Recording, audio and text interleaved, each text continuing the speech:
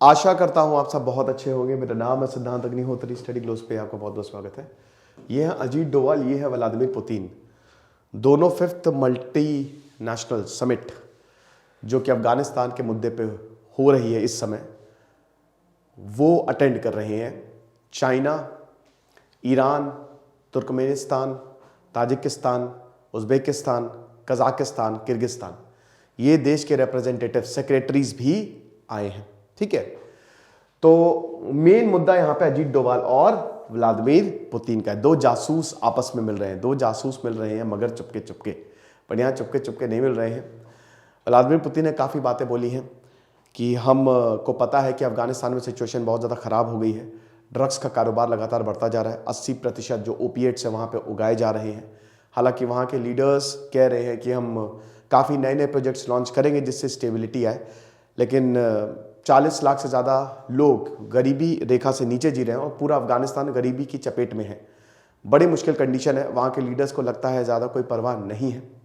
ऐसे में और हमारे सदर्न बॉर्डर्स पे खतरा बढ़ता जा रहा है और हम नहीं चाहेंगे कि हमारे सदर्न बॉर्डर्स पे खतरा ज़्यादा बढ़े। तो मैं सबका व्यू पॉइंट चाहूँगा इस पे। ये व्लादिमीर पुतिन ने कहा। व्लादिमीर पुतिन ने रशिया यूक्रेन वॉर के बारे में भी कहा कि वॉर जो है वो बढ़ता जा रहा है, हमको पता है वॉर चलता जा रहा है और ये सही नहीं है, तो भैया रोक दो फिर। ठीक है, और उसके बाद बेसिकली यहाँ पे अफगानिस्तान के ऊपर ही मीटिंग थी, अफगानिस्तान के ऊपर ही बात हुई। अभी अजीत डोवाल की भी बात हुई। अजीत डोवाल ने बोला कि भाई देखो कि हम अफगानिस्तान को आतंकवाद की जमीन नहीं बनने देंगे, और सबसे बड़ी बात बोली कि हम अफगानिस्तान के लोगों को इस समय, उनको हमारी सबसे ज्यादा जरूरत है और हम उनको छोड़ के कभी नहीं जाएंगे। ये बहुत बड़ी बात बोली अजीत डोवाल ने। ठीक है, बाकी कैसे सॉर्ट किया जाए, यहां पे रीजनल और बायलेटरल इश्यूज की भी बात हुई है कि दोनों हमारे जो स्ट्रैटेजिक टाइज है, इंडिया रशिया स्ट्रैटेजिक टाई। देखिए यहां पे अजीत डोवाल ने सीधा मुलाकात किया व्लादिमीर पुतिन से, तो ये बहुत बड़ा हो जाता है। हम सबको पता है अभी 24 फरवरी, इसी साल 24 फरवरी को भारत का सबसे बड़ा डिप्लोमेटिक टेस्ट था, जब पूरा का पूरा वेस्ट भारत के ऊपर प्रेशर डाल रहा था कुछ भी करके रशिया के लिए, रशिया के खिलाफ वोटिंग करो, तो भारत एब्सटेन किया। 24-25 फरवरी को भारत ने वोटिंग से दूर ही रहा, वोट ही नहीं किया, और यह सबसे बड़ा टेस्ट माना जाता है। इतने प्रेशर के बावजूद, इतने सैंक्शंस के बावजूद भी भारत ने, मतलब रशिया पे सैंक्शंस के बावजूद भी भारत ने रशिया से 60 से 70% डिस्काउंट पे तेल खरीदा है। ठीक है, और वेस्ट कुछ नहीं बोल पाया। एस जयशंकर ने तो खुले तौर पे, मतलब इस समय एस जयशंकर भी फ्रैंकफर्ट पे थे, एक एक धर धर के गरिया है कि हम तो, मतलब जितना यूरोप एक दिन में एनर्जी खरीदता है रशिया से, हमने एक महीने में उतनी एनर्जी खरीदी है। तो बहुत गरिया है यहां पे, और कोई कुछ कर भी नहीं पाया। अमेरिका से मिला भारत, और ये डिप्लोमेटिक जीत है भारत की, और इसने ये बताया कि भारत की साख कितनी ज्यादा है इंटरनेशनली, है ना। तो ये चीज है। और अभी आपने देखा कि जब Shanghai cooperation summit, SCO summit हुई, तब भी यहां पे नरेंद्र मोदी की व्लादिमीर पुतिन से मुलाकात हुई। पिछले महीने एस जयशंकर गए थे रशिया में पुतिन से मिलने। तो भैया बड़े लीडर्स जा रहे हैं और व्लादिमीर पुतिन से लगातार मुलाकात हो रही है। और बात यहां पे क्या हो रही है, अफगानिस्तान में रशिया का इंटरेस्ट हमेशा से है, आपको पता है ना। अफगानिस्तान, क्योंकि देखिए रशिया वर्ल्ड पावर बनने के लिए आपको ज्योग्राफी बहुत ज्यादा इंपॉर्टेंट है। यस, इनके माथे पे लिख दिया ज्योग्राफी, तो ज्योग्राफी बहुत ज्यादा इंपॉर्टेंट है। अमेरिका की ज्योग्राफी बहुत ही बढ़िया है, ब्रिटेन की ज्योग्राफी जबरदस्त है, क्योंकि पूरी दुनिया में सबसे ज्यादा जो ट्रेड है, जो बिजनेस है, वो शिप से होता है। अमेरिका तीनों तरफ से समुद्रों से घिरा हुआ है, महासागरों से घिरा हुआ है, तो उसको कोई प्रॉब्लम ही नहीं है ना। कहीं पे भी शिप भेज देता है, पूरा बिजनेस, पूरा अटलांटिक पैसिफिक वो कंट्रोल करता है। साथ ही साथ वहां पे डेमोक्रेसी, तो सोने पे सुहागा। ब्रिटेन के साथ भी यही, ब्रिटेन की दुनिया की सबसे खतरनाक नेवी थी। Maharaj Shivaji was the first one to build the navy in India. Chhatrapati Maharaj Shivaji के पास भी नेवी थी, इसलिए मराठा ने बैंड बजा दी थी सबकी। नेवल पावर बहुत इंपॉर्टेंट होती है, और जब आपके पास पैसा आएगा कमाल हो जाएगा। तो ज्योग्राफी रशिया की ऐसी है कि अगल बगल कुछ है ही नहीं, ना समुद्र है ना कुछ, आपको छोटे छोटे गलियारों से होकर गुजरना पड़ता है।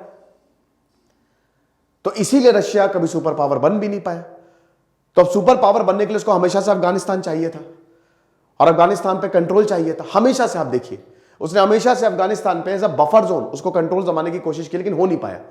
1979 में भी उसको लगा कि ये बहुत अच्छा मौका है, बट फिर भी सोवियत अफगान वॉर हुआ, भागा सोवियत, उसको पता चल गया कि हम बुरी तरीके से हारेंगे। और अभी भी क्योंकि अमेरिका देखिए चला गया वापस, तो रशिया को बहुत बड़ी अपॉर्चुनिटी मिल गई कि अमेरिका चला गया। व्लादिमीर पुतिन ने बोला है कि जैसे ही अमेरिका बाहर गया, अब जितने भी ग्रुप्स हैं, आतंकी ग्रुप्स हैं, वो वापस अफगानिस्तान में आ गए। ये व्लादिमीर पुतिन ने मीटिंग में कहा।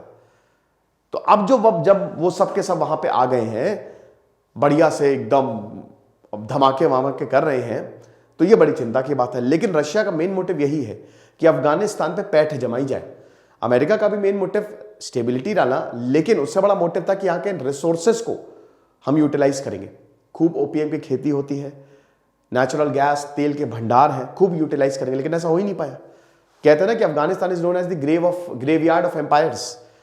भाई यहां पे आना बहुत मुश्किल है, लेकिन जाना आप जा नहीं सकते। घुस तो जाओगे, लेकिन जाना बहुत मुश्किल है। यह हिसाब किताब है।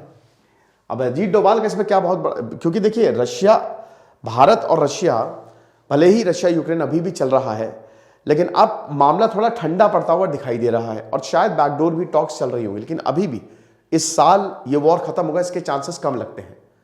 देखेंगे फिलहाल आगे क्या होता है। बट अजीत डोभाल का जाना ये बहुत बड़ा रोल प्ले करता है, क्योंकि देखिए अफगानिस्तान पे समिट हो रही है। अब आप बोलेंगे सर ये तो होती रहती, 5th है ये मल्टीनेशनल, इसमें क्या ही दिक्कत है। मतलब भारत के रिप्रेजेंटेटिव जाते हैं, लेकिन यहां पे दोस्तों भारत के रिप्रेजेंटेटिव तो जाते हैं, लेकिन इतनी बार रशिया से मिलना ये एक अच्छा संकेत है ना, कि हमने अपने फॉरेन रिलेशंस को बहुत अच्छे से बैलेंस किया है। ये लेक्चर था, आई होप आपको समझ में आया होगा। और हमारे शानदार यूपीएससी कोर्सेज को जरूर अवेल करें। हमने जो टेस्ट सीरीज निकाली इसमें आपको 2500 सवाल मिलेंगे। 17 टेस्ट अभी इस साल के और 8 पुराने हैं, तो टोटल 2500 सवाल। और टेस्ट सीरीज में डिस्कशंस भी होगा। साथ ही साथ जो ये हमारा कोर्स है, ये क्रैश कोर्स की तरह है, प्रीलिम्स क्रैकर, ये सिर्फ और सिर्फ 3500 रुपए का है। आपको दोनों पे यूपीएससी 2023 कूपन कोड यूज करना है, 30% आपको ऑफ मिलेगा। 15 फेब तक ऑफर है। इसमें तो हम आपको लाइव टेस्ट सीरीज, इसका टेस्ट डिस्कशन, फिर उसके बाद हफ्ते में 3 दिन लाइव क्लासेस जिसमें अगेन सवाल डिस्कस किए जाएंगे, सीसैट, करंट अफेयर्स, ये सारी चीजें मिलेंगी। तो बिल्कुल भी इस कोर्स को अवेल करना ना भूलें अगर आप यूपीएससी की तैयारी कर रहे हैं। दिस इज सिद्धांत अग्निहोत्री साइनिंग ऑफ।